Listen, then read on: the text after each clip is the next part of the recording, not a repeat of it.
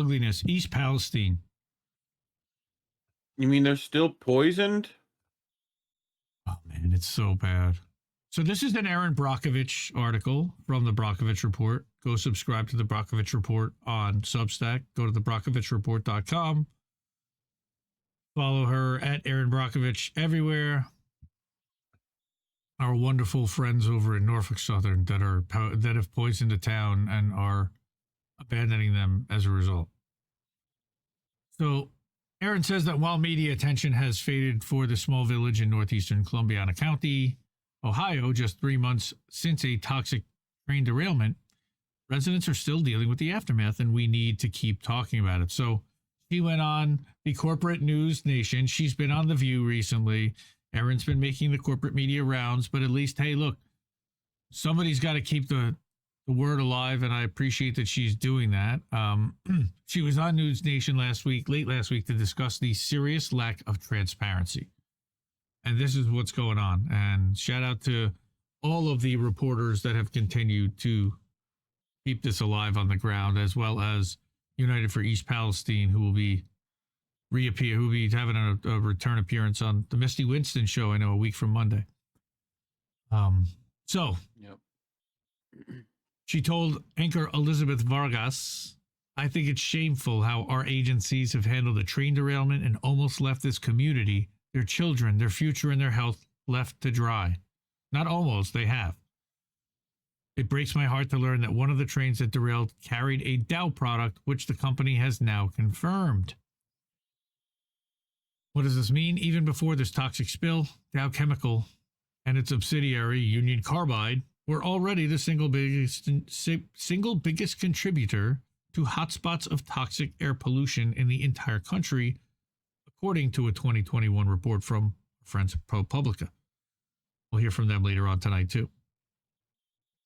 That same research revealed that more than 70 million Americans, that's 1/5 of our population, are being exposed to levels of toxic air pollution that result in a cancer risk. And it's a mess for EP residents and everyone else who are exposed to those pollutants. It's close.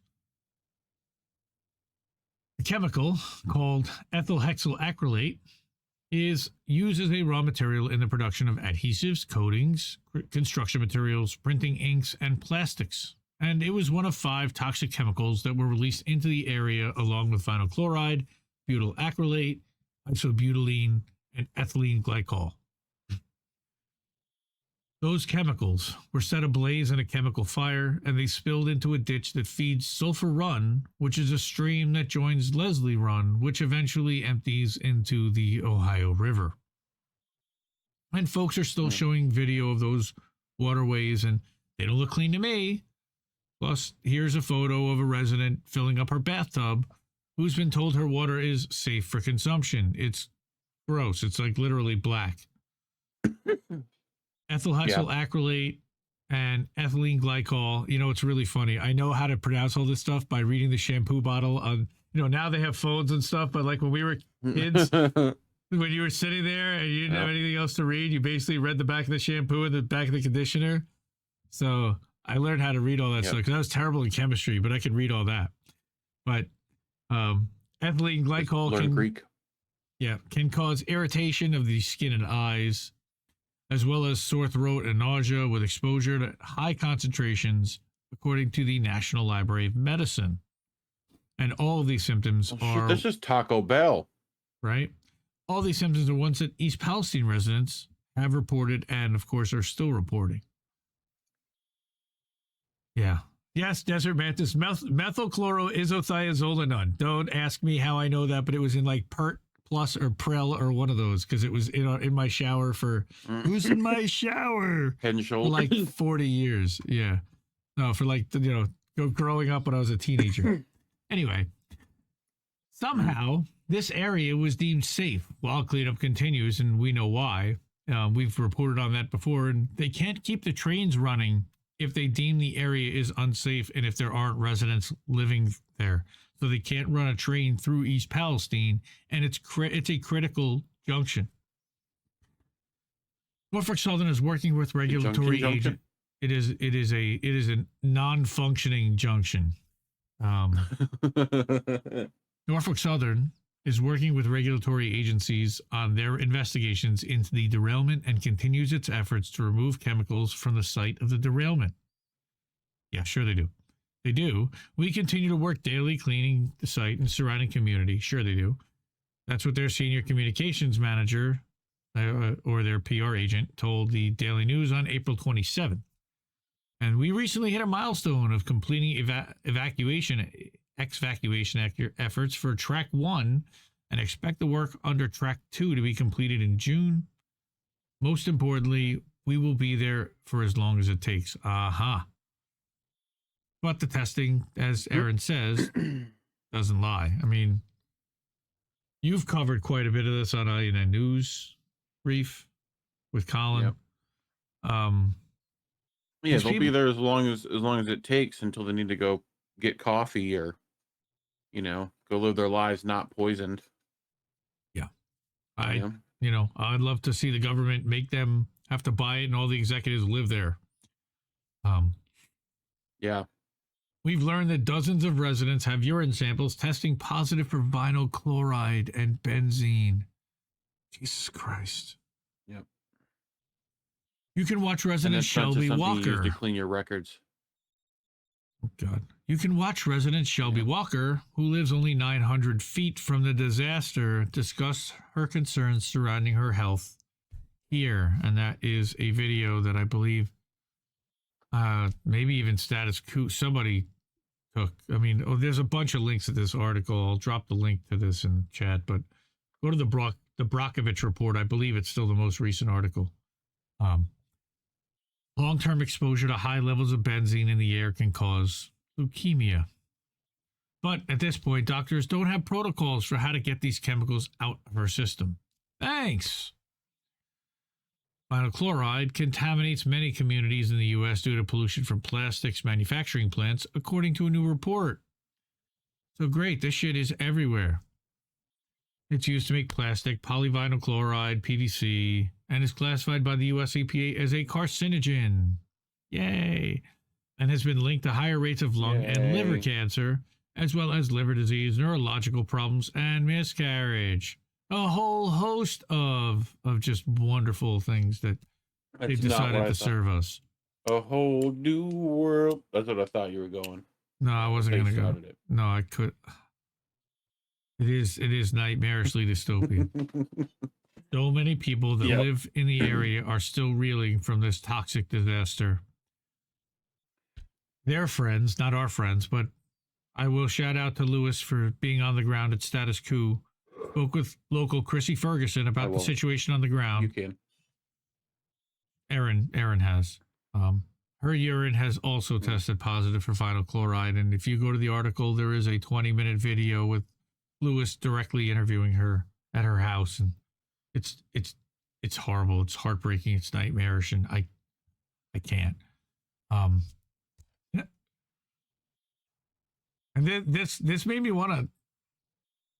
Kind of made me want to cry a little bit, like when I read this. My best advice to locals in East Palestine is continue to stay community strong. What does that mean? If you haven't already, consider joining the Facebook group United for East Palestine, Ohio, which I'm a member of. This group has more than 8,000 members and was created to bring together resources available to those impacted by the train derailment, as many families were forced to leave their homes.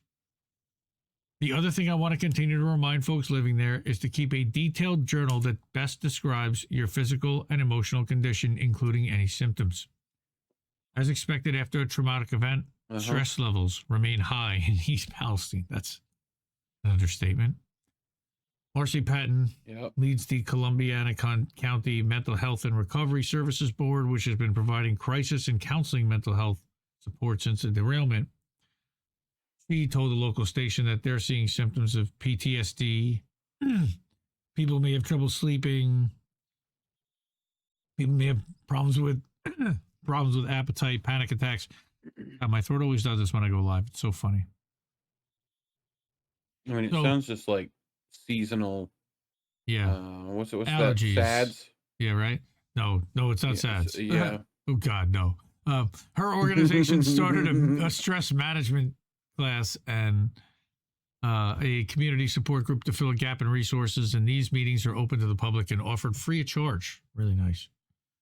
And then, of course, litigation's moving forward, but the legal world moves incredibly slow. We haven't gone away. The work continues, but this part is done in offices and doesn't get much coverage. For those wondering about deadlines related to litigation, yes, there is a deadline for when you can file a lawsuit for damages you suffer as a result of the action of others. This is called a statute of limitations. And in Ohio, the statute of limitations on property damage and personal injury claims is 2 years from the date of the accident. So if you want to sue Norfolk so they're trying to wait it out for damages caused, you would need to do so by February 2nd, 2025. Well, you could first file a lawsuit on February 1st, 2025, and then they can drag that out forever. Yes, but you may want to, I don't know why you would want to wait, but I mean, they probably want to gather as many signatures, resources, and everything, and take as much time as possible to file the most airtight, largest, broadest class action that you possibly could, I would guess. But she would know better than I because she's done it a couple of times already. She's done it against PG&E in California. So I would have to rely on her expertise in this. But of course, ask a lot of questions, learn, push, and try to be one of those experts moving forward potentially, because we need more. And I think she would agree with that too. This week on Thursday, the Way Station and First United Presbyterian Church will hosted an informational session with Ohio EPA about surface water. So she's giving information about where you can go, and the sessions run 6 to 7, where and what to dial. And guys, they're still asking for water. They still need clean water, like lots of it. You know, I don't know what the government's doing. I saw a truck full, but I'm sure that goes really quickly.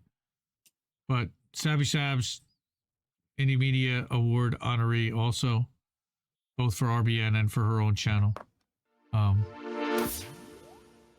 She shared this about that they need water, and I know Rob Durden shared it. I know RBN shared it. I know a bunch of folks, people shared it. So I wanted to get that out there, that if you can contact Tammy Tsai, TSAI 365. The call went out on May 8th. It's now May 14th. They still need money. Money. They need money, but they also need water. East Palestine Tammy at gmail.com. You can email them if you have any resources to be able to help. And we got merch. Hey everybody, we got merch. But support these people in East Palestine. And I see that case of water sitting behind you right now, Reef, and it's just like, yes. That one? That one sitting on the floor, and it's like, damn, man. Needs to go in the fridge. Water is life. Water is life.